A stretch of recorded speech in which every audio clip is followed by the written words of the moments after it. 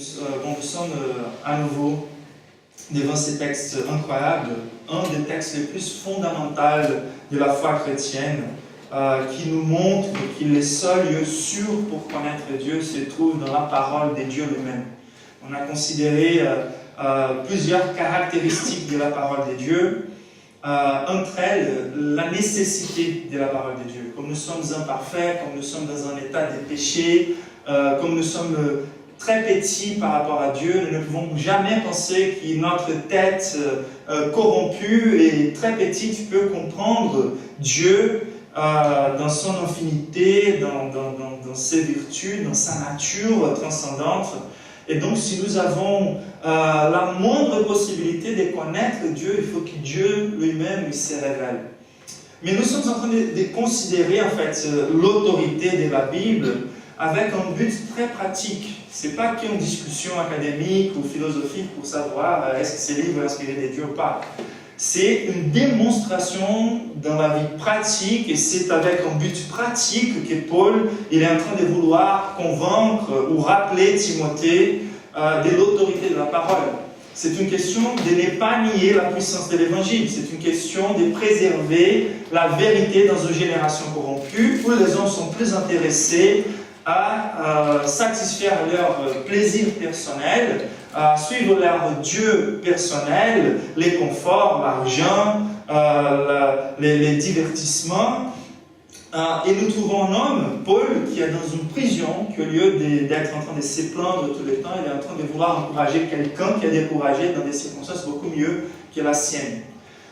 Meilleure que la sienne. Et donc, Paul, il vient vers Timothée et dit, regarde-moi, et regarde tous ces hommes-là qui s'y disent docteurs de la loi, ces faux prophètes qui ne parlent que sur l'argent, ou que des choses mystiques, ou des miracles comme Genèse et Jambres. Et donc, c'est dans ces contextes-là que Paul, il veut encourager Timothée à quoi? Tenir ferme dans la parole. Donc, Paul, il est en train de vouloir convaincre Timothée, ou rappeler plutôt Timothée, que les seuls lieux sûrs, la seule source capable de rendre la vie de Timothée une vie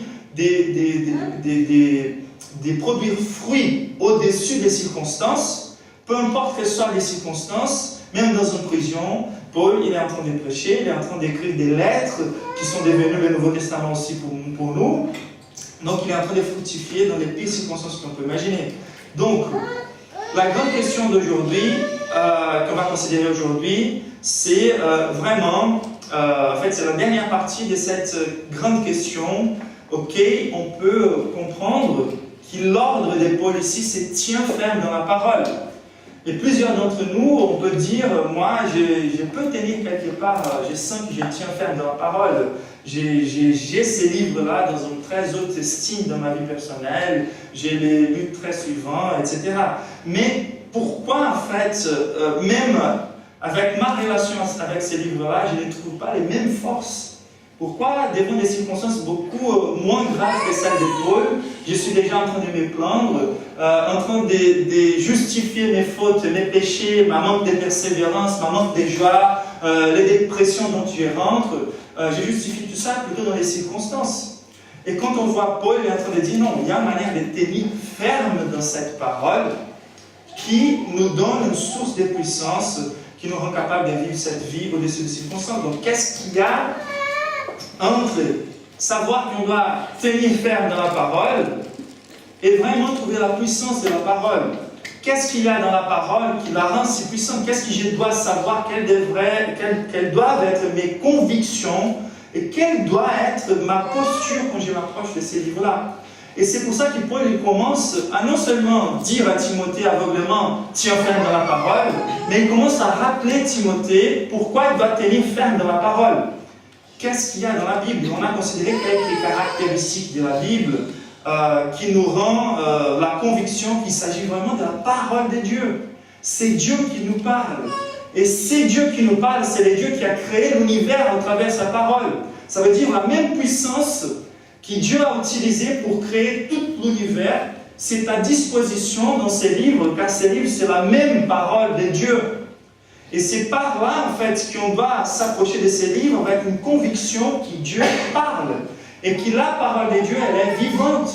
Et c'est pour ça qu'on doit s'approcher avec une façon particulière et ça change complètement la manière dont on va extraire de la puissance de ces livres. Et donc, il nous a dit, elle est la parole de Dieu, et il nous donne donc des évidences. Elle est la parole de Dieu car, et on a considéré ça déjà, elle est nécessaire et unique. Si ce n'était pas à cause de la parole de Dieu, on n'allait jamais avoir une connaissance sur Dieu qui puisse nous rendre sages pour le salut, qui puisse nous rendre assurés de notre compréhension sur Dieu, qui puisse nous rendre capables de trouver un évangile, une manière de nous sauver à nous-mêmes.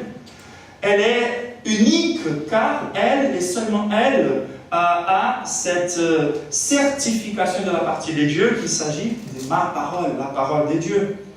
On a vu aussi qu'elle est vraie et certaine.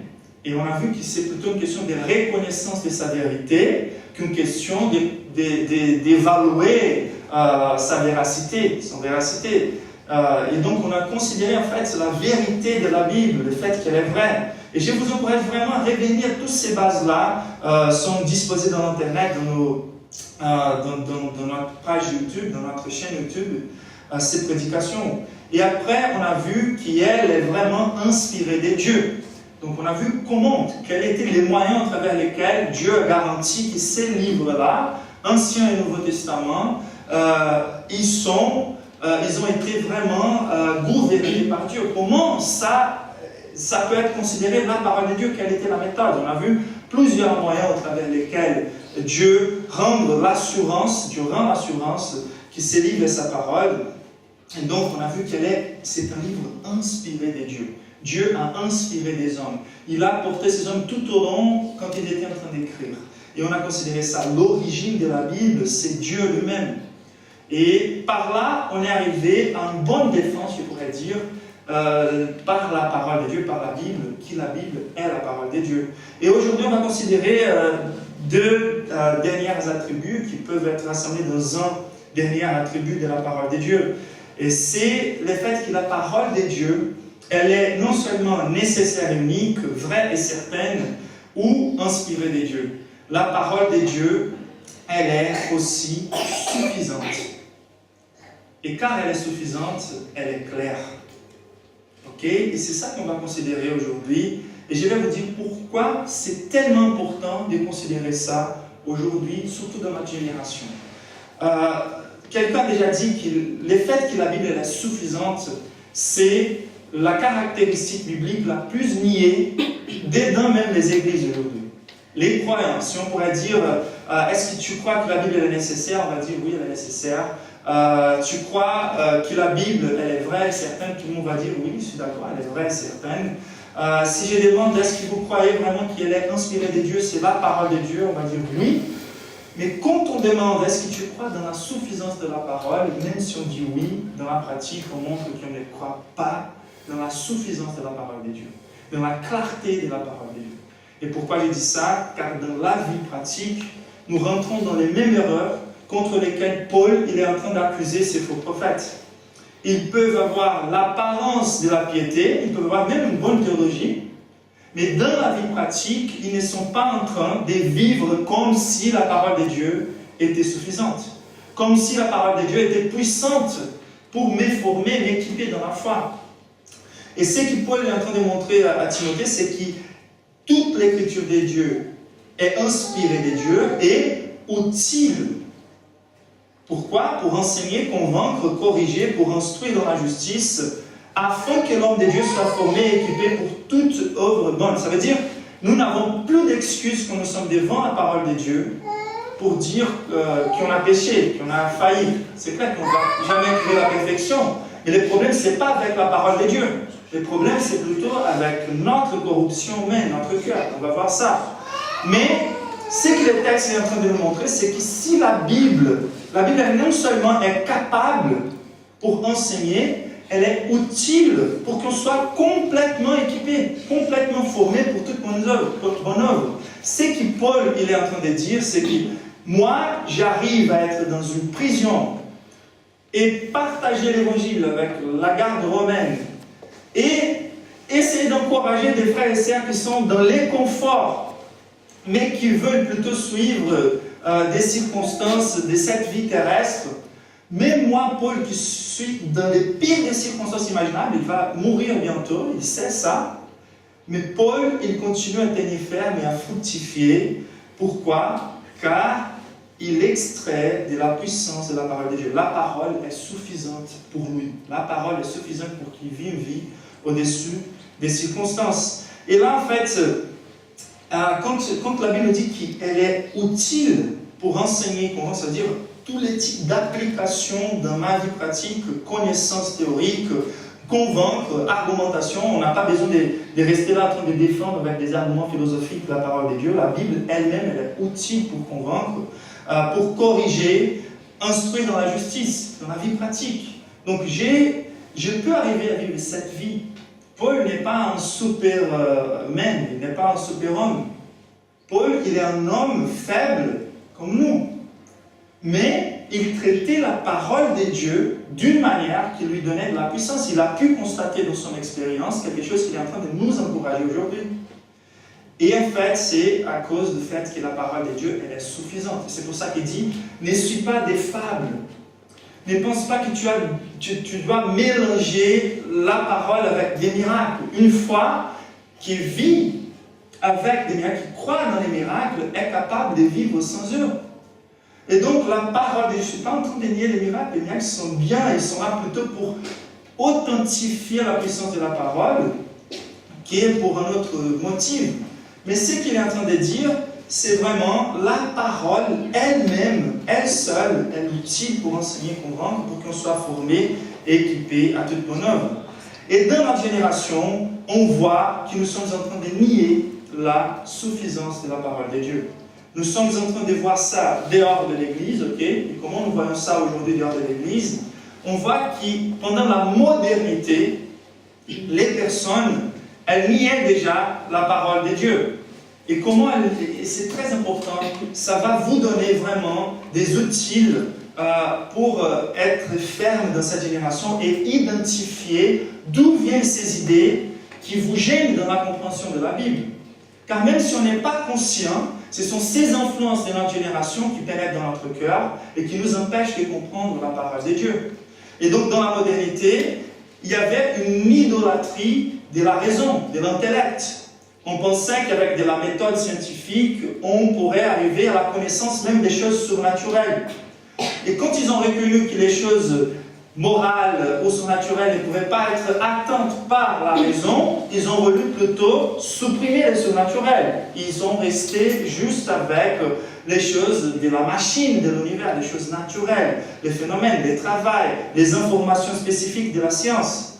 Et dans la postmodernité, les personnes, elles sont devenues plutôt avec de la déception envers cette arrogance intellectuelle qui a pénétré même dans les églises. On pensait qu'on avait complètement la connaissance de la vérité et même des traditions humaines d'église sont devenues presque imposées sans qu'il y ait beaucoup de réflexion. Et plusieurs personnes étaient blessées car ils voyaient l'arrogance, ça manquait de l'amour, ça manquait de la patience.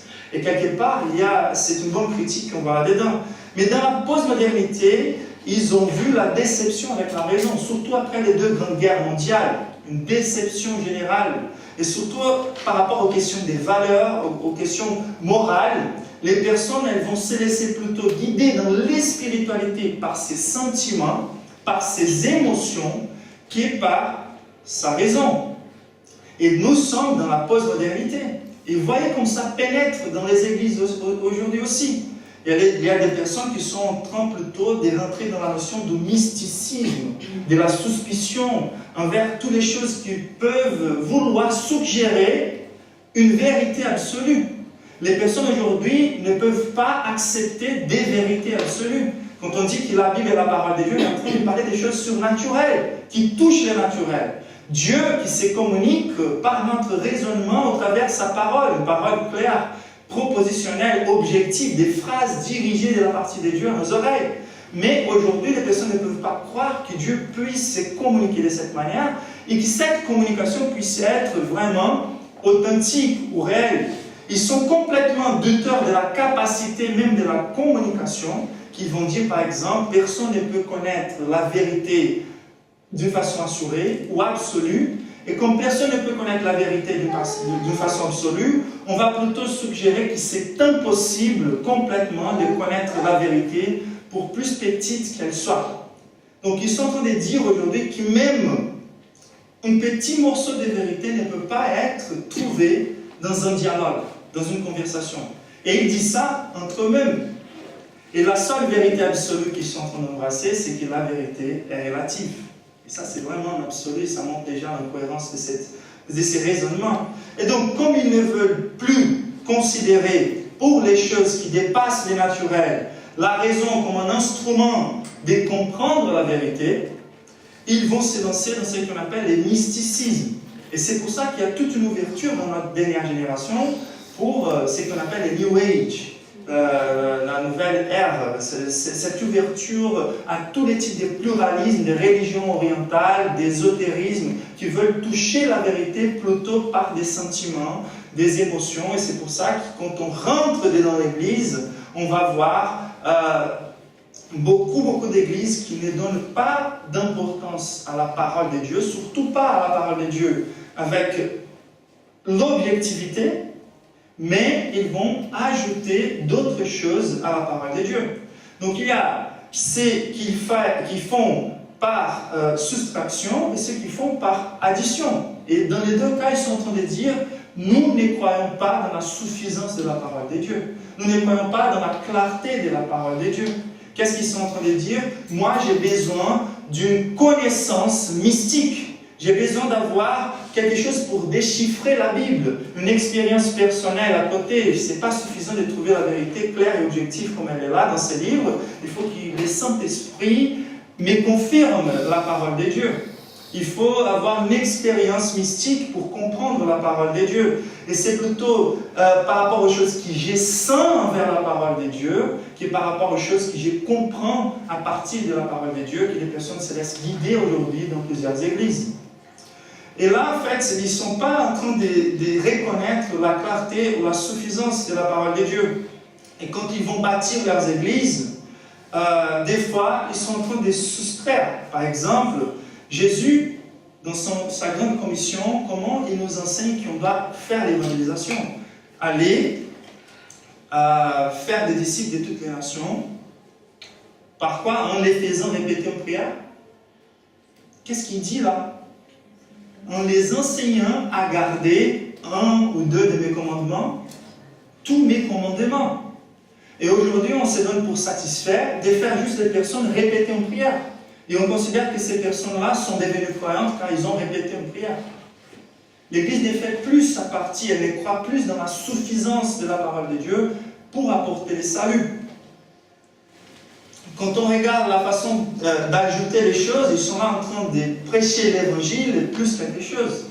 Un mélange entre l'évangile et la sociologie. On va faire une recherche pour voir qu'est-ce que les personnes cherchent plutôt dans une église. On va être sensible à leurs besoins, on va rendre le culte plus agréable de façon visuelle par rapport au type de chansons que les personnes aiment le plus. Et on va utiliser tous ces types de stratégies. On est en train de consulter les morts par rapport aux choses de Dieu. Et la parole de Dieu nous dit, est-ce qu'on va consulter les morts pour apprendre ces choses-là? Et l'Église, en fait, elle va bâtir avec de la sociologie, mais aussi avec de la psychologie. Il y a une pratique très présente aujourd'hui dans plusieurs métiers, et on n'est pas au courant que tout ça est déclenché de ces mépris de la suffisance de la parole de Dieu. Et c'est pour ça qu'on va parler aujourd'hui des pratiques qui sont arrivées, des expériences personnelles des personnes, et même de la psychologie. Il y a dans la psychologie quelque chose classique, que c'est la régression. Tes problèmes aujourd'hui peuvent s'expliquer dans ton passé. Et la version évangélique de ça s'appelle la guérison antérieure. Et je vais vous faire un défi de me montrer dans la parole de Dieu où vous allez trouver des bases bibliques pour croire quelque chose qui soit différent du fait qu'une fois que nous sommes nés à nouveau, nous sommes une nouvelle créature, les choses anciennes sont disparues. Quand on considère les courants qui pénètrent dans l'Église, ça vient de tous les côtés. La philosophie, ça vient avec les relativismes bibliques, ça veut dire aujourd'hui, on va extraire tous les surnaturels de la Bible, et si les textes m'ont parlé, on fait des roulettes russes, comme Paul Washer a dit les dimanches derniers, mais si les textes, ils sautent, ils me touchent quelque part, c'est là où ils deviennent la vérité. Et ce n'est pas du tout ce que la Bible nous veut enseigner. Quand on regarde, par exemple, la place de la théologie triomphaliste, c'est la pensée positive, c'est la plus grande incohérence qu'on peut trouver dans cette génération. Ça veut dire, il y a cette tendance, les personnes qui ne croient dans aucune chose de surnaturel, lorsqu'elles désirent quelque chose, elles vont dire il y a une harmonie entre toi et l'univers. Et les plus tu penses positivement, les plus des choses positives te vont arriver. Donc, méditez, concentrez, imaginez. Notez dans vos cahiers tous les détails sur les choses que tu aimes bien, comme tu voulais que ta vie serait. Mais qui est-ce qui sait vraiment qu'est-ce qui c'est mieux pour moi? Est-ce que ce sont mes pensées selon l'influence de ce monde? Est-ce que Dieu a cette énergie gouvernable par mes pensées? Est-ce que Dieu c'est cette énergie qui ne pense pas, qui n'a pas de relation, qui est plutôt manipulée par mes pensées positives? Et c'est ça qu'ils appellent des foi. Ce n'est pas la définition biblique des foi, c'est la définition, c'est plutôt du secret, le livre Les Secrets, qui a pénétré l'Église, la pensée positive, qu'est l'Évangile. Vous êtes adepte, quand vous suivez ces choses-là, d'une autre religion. Ce n'est pas le christianisme qu'il y a. Et donc, quand on considère les expériences mystiques des révélations des foi, il y a beaucoup d'églises qui sont beaucoup plus occupées avec les mystères. Les choses révélées sont pour nous, et les mystères, c'est pour les seigneurs. Aujourd'hui, l'Église est plus occupée avec les mystères et elle méprise complètement les choses révélées. Et c'est pour ça qu'on a si tant de livres écrits par rapport aux choses que la Bible ne dit pas. Les batailles spirituelles territoriales. On va prendre une carte et essayer de comprendre où est-ce que les démons ils sont logés, les hiérarchies, les noms, etc., etc., etc. Des choses qu'on ne trouve pas dans les Écritures. Et on est plus occupé avec une expérience personnelle que certaines personnes ont eue par rapport à tous ces domaines-là, au lieu de nous concentrer dans ce que la Bible nous enseigne. Bon, il y a des manières complètement diverses de considérer comment l'Église d'aujourd'hui a nié et méprisé la suffisance de la parole de Dieu. On est en train de bâtir l'Église avec nos forces personnelles, nos idées personnelles, nos expériences personnelles, et beaucoup avec de l'aide des pensées et des religions d'aujourd'hui. Donc, pour qu'on puisse attirer l'attention des postmodernes, il faut qu'on attire dans toutes les directions, car ils sont tellement relativistes qu'il faut donner comment marcher un petit peu de chaque religion, du syncrétisme, du pluralisme dans l'Église évangélique. Et ce n'est pas du tout ce que la Bible veut nous dire quand elle parle de la sainte doctrine, quand elle parle de la pure doctrine, du pur enseignement de Dieu. Ça veut dire la Bible, elle seule, elle est suffisante et suffisamment claire pour nous rendre sages pour le salut, pour que notre vie soit parfaite. Et ce n'est pas une surprise qu'on soit complètement inconstante.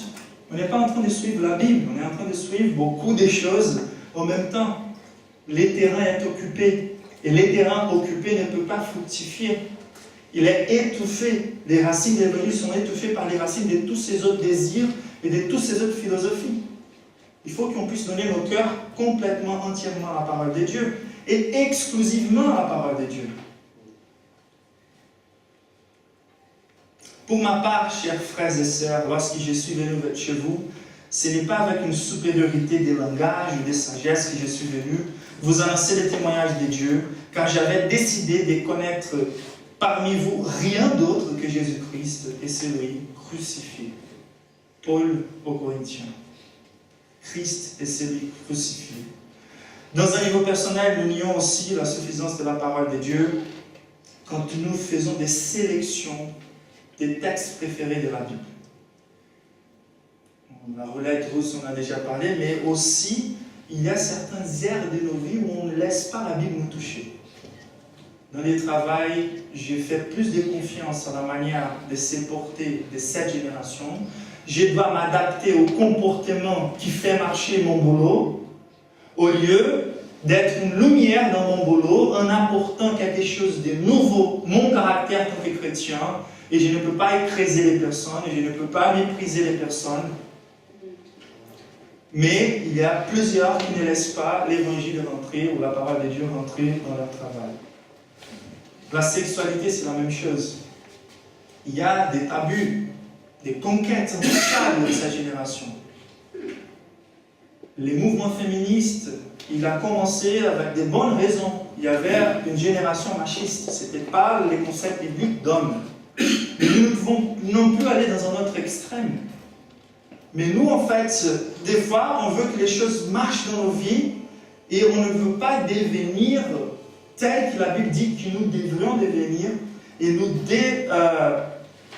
nous déshabiller de cette génération pour nous habiller de la mentalité biblique.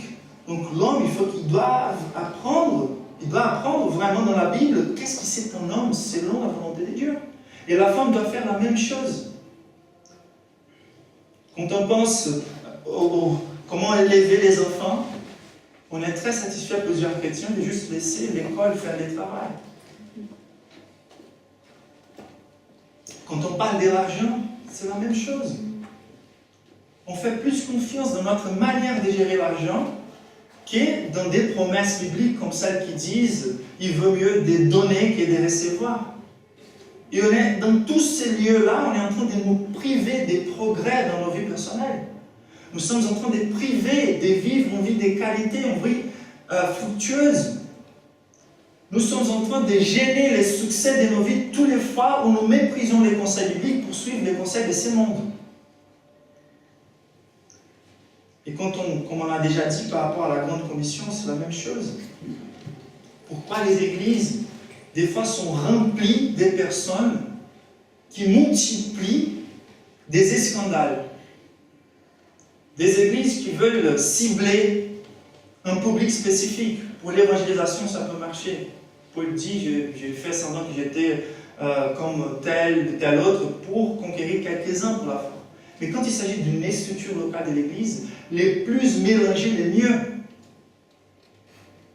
Les plus on échange en termes de genre, en termes d'âge, ce sont dans ces choses-là que nous allons nous enrichir. Et car chaque génération, chaque âge, chaque sexe a des faiblesses particulières. Chaque fois, on devient plus âgé, on devient plus arrogant dans l'intellect et on veut corriger toutes les personnes. Paul il va dire qu'il veut que les femmes ne s'habillent pas avec des vêtements séducteurs ni qui gaspillent de l'argent. Il va dire aux hommes pour contenir un peu leur animosité, leur rage, leur colère. Il y a des choses qui sont particulières. Il y a les péchés de la jeunesse. Paul va dire à Timothée, conseille les filles de ton âge comme si c'était des sœurs. Maintiens un peu la distance. Mais aujourd'hui, on cible un public spécifique. Et c'est pour ça qu'on est en train de multiplier et potentialiser des fois les péchés de génération, d'un âge spécifique. On est en train de mépriser la suffisance de la parole. On est en train de faire des sélections aux textes qui on laisse nous parler d'autres.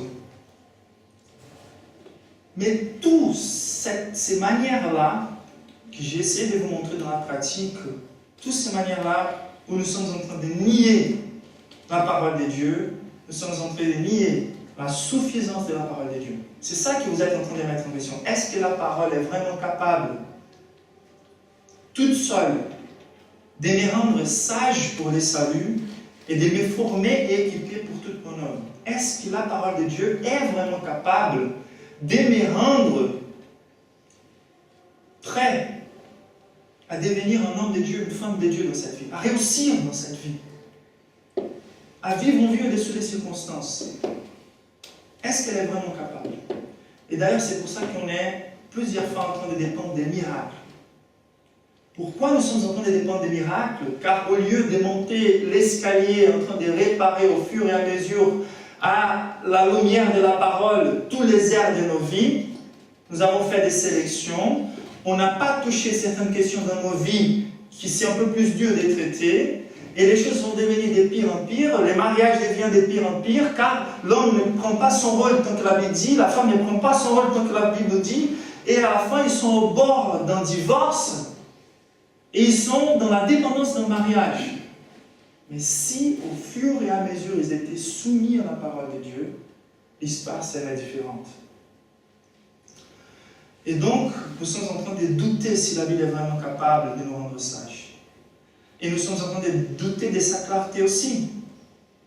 Est-ce que la Bible elle est claire pour que je puisse comprendre son texte sans perdre ma liberté?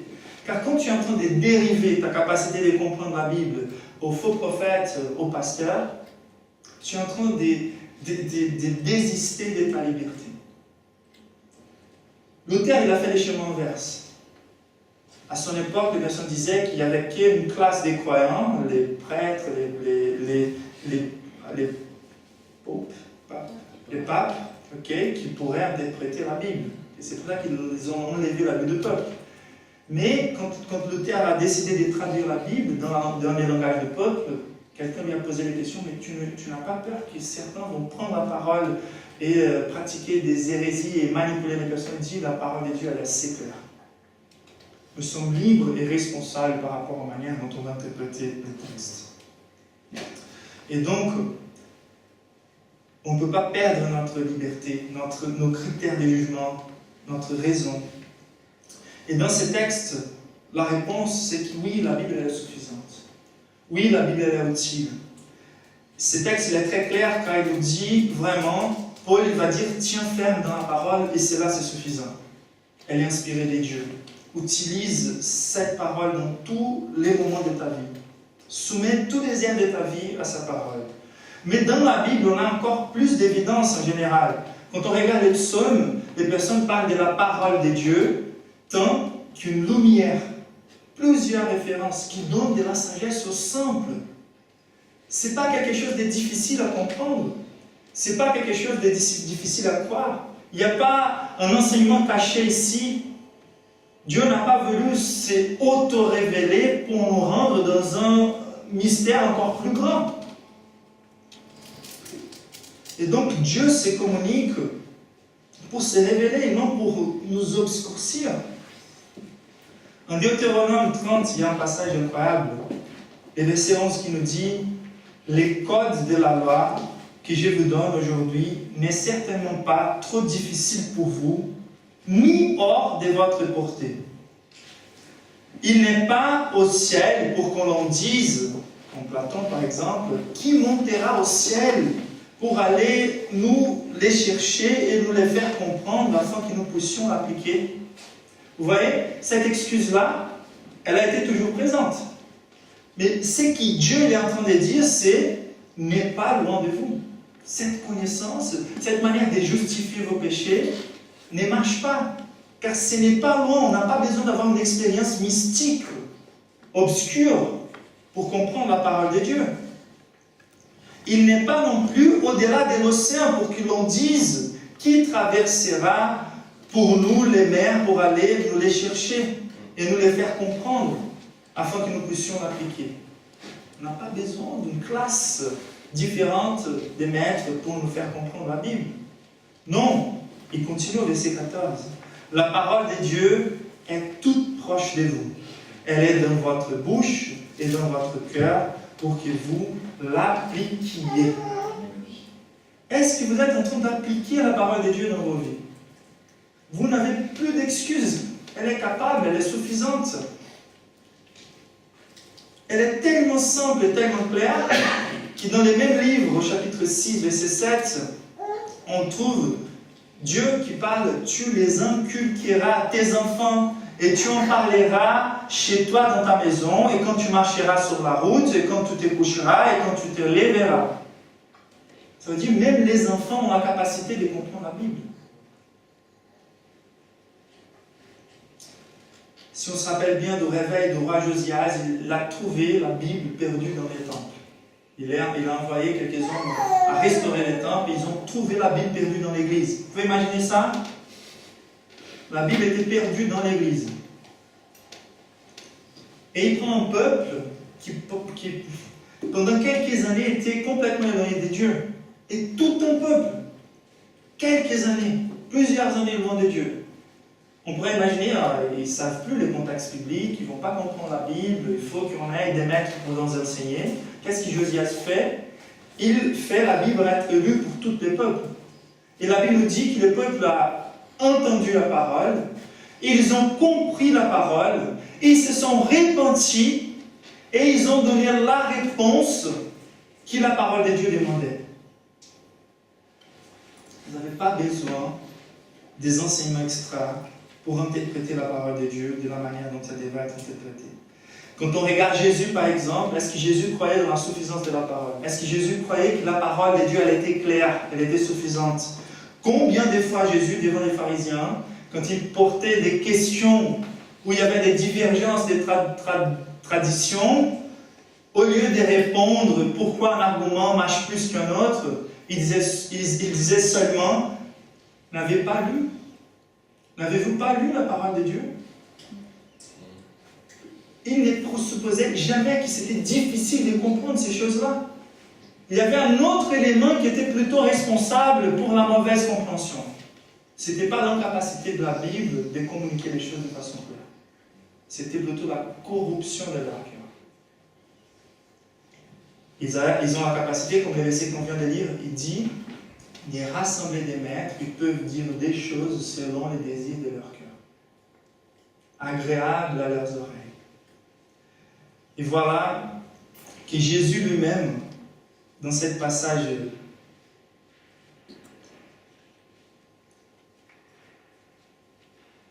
quand ils sont venus pour poser la question de David, sa réponse,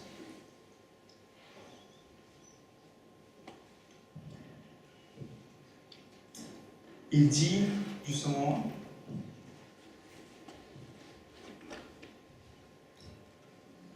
Jésus, il était toujours en train de pointer en arrière, comme dans les chemins d'Emmaüs, pour montrer que la Bible s'agissait de lui. Ça veut dire, il dit aux personnes, comment vous pouvez considérer l'Ancien Testament et ne pas arriver à la conclusion qu'il parlait de moi? C'est-à-dire qu'il présupposait que la Bible, elle nous donne la capacité de comprendre clairement et suffisamment ses paroles. Et toujours il disait, n'avez-vous pas lu, n'avez-vous pas lu? Et donc, qu'est-ce que nous concluons par rapport à l'enseignement biblique de la clarté et de la suffisance? Et je demande votre attention. Dieu, il a fait quelque part comme du babillage. Est-ce que c'est correct là, les Français? Babillage, d'utiliser un langage de bébé pour qu'on puisse comprendre qui il est. C'est clair, on est tous d'accord. On ne va jamais arriver à une connaissance de Dieu parfaite, complète. Il sera toujours au-delà. D'ailleurs, ça, c'est l'occupation de toute l'éternité, de progresser dans la connaissance de l'Éternel, les merveilles de Dieu. Mais Dieu, il a la capacité de se faire comprendre, de se communiquer à ses créatures d'une façon que même si notre connaissance est toujours imparfaite et quelque part corrompue, il y aura toujours une substance de connaissances vraies, réelles et assurées quand on est en train d'étudier sur Dieu. Et donc, si vous voulez arriver à une compréhension de qu'est-ce que cela veut dire vraiment, cette notion de la suffisance et de la clarté de la parole de Dieu, je vais vous lire. La suffisance de la parole de Dieu ne veut pas dire que la Bible parle sur toutes les choses d'une façon exhaustive, ni sur Dieu, ni sur l'univers. Mais elle parle les suffisants sur les choses les plus importantes. La Bible est suffisante et suffisamment claire par rapport à ce qui est nécessaire et utile pour que nous connaissions les choses les plus importantes par rapport à Dieu et à une vie pieuse. Nous n'avons aucune garantie que nous allons arriver à une connaissance parfaite ou parfaitement vraie, complètement vraie sur aucune chose. Nous sommes imparfaits, mais nous pouvons connaître suffisamment la vérité sur Dieu à point de n'avoir aucune excuse quand nous n'arrivons pas à vivre une vie fructueuse au-dessus des circonstances. Et c'est pour ça que les réformateurs, il disait que la Bible, surtout dans les choses les plus importantes, elle est très claire. Bien sûr qu'il y aura des parts dans la Bible qui sont un peu moins compréhensibles. Il va demander un peu plus de travail pour comprendre. Mais dans ce qui est le plus important, la Bible elle est toujours très claire. Les plus importants pour notre salut, pour notre sanctification, les plus clairs, la Bible, elle est. Et donc, comment on peut constater dans la vie pratique cette puissance, cette force? La Bible elle est claire, la Bible est suffisante, et comment on peut constater? Je voulais juste adresser une dernière question. Comment on peut expliquer si la Bible est si claire, si tant des différences d'Église, si tant des différences d'interprétation? Car plusieurs personnes vont utiliser ça comme argument. Il y a tellement de dénominations différentes, d'églises différentes. Et d'où vient, si la Bible est claire, comment on ne peut pas arriver à cette connaissance? Et la réponse, c'est la réponse de Jésus, quand les pharisiens sont venus poser la question sur les divorces. Vous vous rappelez bien, il y avait deux écoles dans le judaïsme. Une qui disait que peu importe quelle soit la manière dont ta femme t'a rendu triste, tu peux te divorcer. C'était un complet mépris des femmes. C'était l'école des Hillel. Et une autre école, c'était l'école des Shammai, qui permettait les divorces quand il s'agissait d'une question de violation sexuelle. Mais c'était une question de violation sexuelle qui pourrait être même juste d'élever les manches ou de regarder un homme ou n'importe quelle chose. Donc, un vrai mépris des femmes. Et là, en fait, qu'est-ce que Dieu fait? La réponse de Jésus, ça c'est très très intéressant. Il n'est pas en train de dire, vous savez, il y a des difficultés de compréhension dans la Bible, donc on peut avoir chacun une interprétation différente. Ou il n'est non plus en train de dire, entrez en dialogue, et là, au futur, vous allez arriver à une conclusion mutuelle. La réponse de Jésus ne passe pas par la moindre reconnaissance que c'est une difficulté de la Bible. Jésus va dire, n'avez-vous pas lu ce que le Créateur a dit? Pour moi, c'est incroyable. Et il va mentionner un texte de Genèse, chapitre 1 et 2. Et nous, aujourd'hui, on est là en train de mettre en question, est-ce qu'Adam et Ève, c'était vraiment réel? Est-ce qu'on peut interpréter quelque chose comme littéraire dans l'histoire d'Adam et Ève? Bon, je ne sais pas par rapport à vous, mais Jésus, c'était clair pour lui. Et il n'était pas en train de dire, là, c'était l'idée de Moïse par rapport à Adam et Ève. C'était Moïse qui a écrit.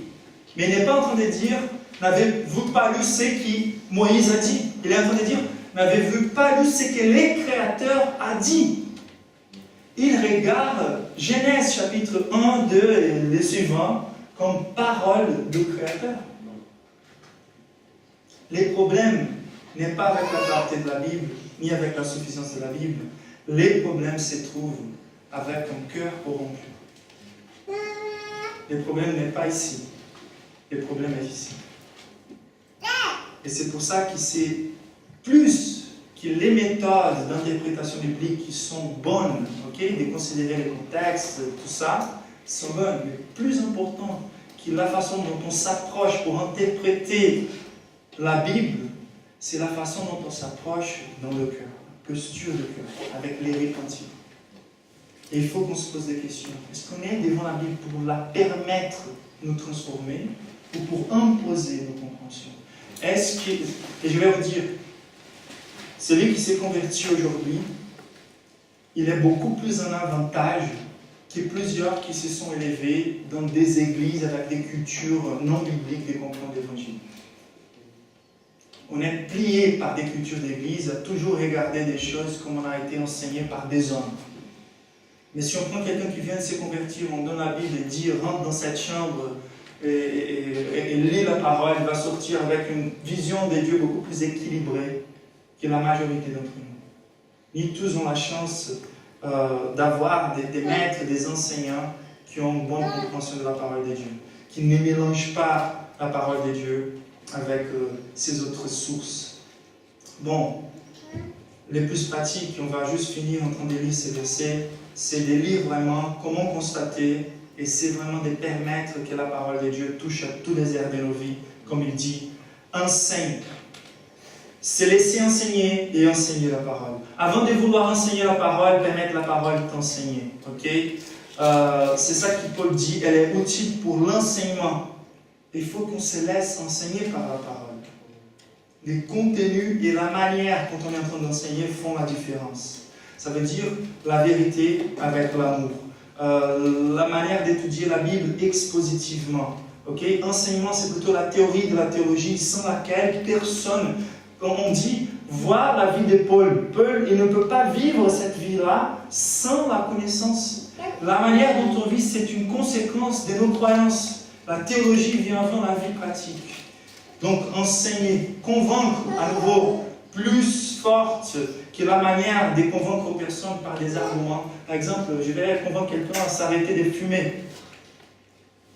Et des fois, on va cibler plutôt les dommages que ça va causer dans leur santé. Mais plus forte que la capacité de convaincre de nos arguments, c'est vraiment la puissance de la parole, la puissance de l'évangile, la puissance de la présence de Dieu. Je vais vous donner un exemple. Mayra, ma femme, elle était en relation avec un non-croyant avant qu'on commence notre relation. Et elle raconte ça à moi. Je ne savais pas, mais elle m'a raconté ça. Elle a dit qu'un pasteur est arrivé chez elle.